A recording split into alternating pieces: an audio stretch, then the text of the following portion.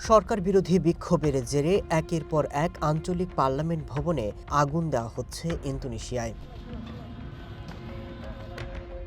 বিক্ষোভকারীরা অর্থমন্ত্রী সহ বেশ কয়েকজন আইন প্রণেতার বাড়িতে হামলা চালিয়ে ভাঙচুর এবং লুটপাট করে। রাজধানী জাকার্তার বাইরে জড়ো হন বিক্ষোভকারীরা। এ সময় পুলিশের সাথে দফায় দফায় সংঘর্ষে জড়িয়ে পড়েন আন্দোলনকারীরা। তাদের অভিযোগ, বেতনের বাইরেও বাড়ি ভাড়ার জন্য পার্লামেন্ট সদস্যরা পাচ্ছেন বাড়তি $৩,০০০ বেশি।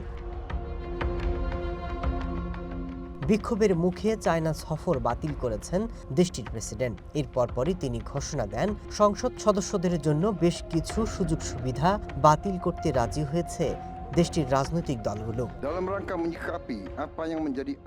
সংসদের নেতারা জানিয়েছেন তারা সংসদের বেশ কয়েকটি নীতি প্রত্যাহার করবেন। এর মধ্যে রয়েছে সংসদ সদস্যদের ভাতার পরিমাণ এবং বিদেশ ভ্রমণের উপর স্থগিতাদেশ। তবে রাজনীতিবিদদের বিরুদ্ধে উঠেছে ব্যাপক দুর্নীতির অভিযোগ। মূল্যস্ফীতি আর অতিরিক্ত ট্যাক্সের চাপেও দিশেহারা ইন্দোনেশিয়ার সাধারণ মানুষ। বিক্ষোভ ছড়িয়ে পড়ার পর সামাজিক মাধ্যমে কড়াকড়ি আরোপ করা হয়েছে। টিকটক শনিবার জানিয়েছে তারা ইন্দোনেশিয়ায় তাদের অ্যাপের লাইভ ফিচার বন্ধ রেখেছে। তবে যারা সহিংস কাজ করছে তাদের বিরুদ্ধে শাস্তিমূলক ব্যবস্থা নেওয়ার ঘোষণা দিয়েছে দেশটির সরকার।